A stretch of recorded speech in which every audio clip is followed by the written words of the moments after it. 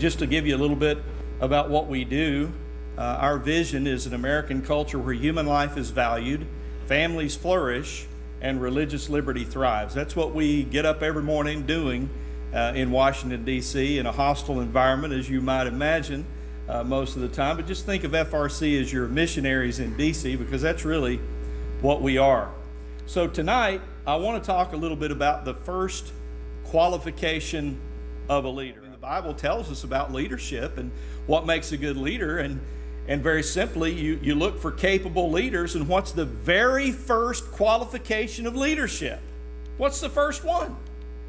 The fear of God, right? God talk, if you will, Cal. The acknowledgement of, reverence for, submission to, and even dread of God.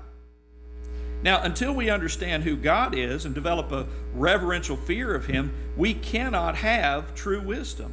And a leader desperately needs wisdom to make the right decisions. Okay?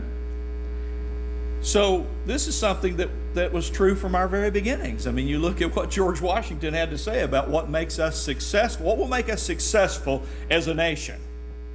The twin pillars that support it all are religion and morality. And he even said that don't let the guy claim the tribute of patriotism who's seeking to tear those pillars down, religion and morality. And he goes on to say that you can't have national morality without religion, without the fear of God. And then he goes on to say that morality is the spring of a free government. So notice the progression here. You got to have the fear of God, which instills in people morality and virtue. And if you have a moral and a virtuous people, then you can have a shot at a free government. Political prosperity, as Washington said it there in his farewell address.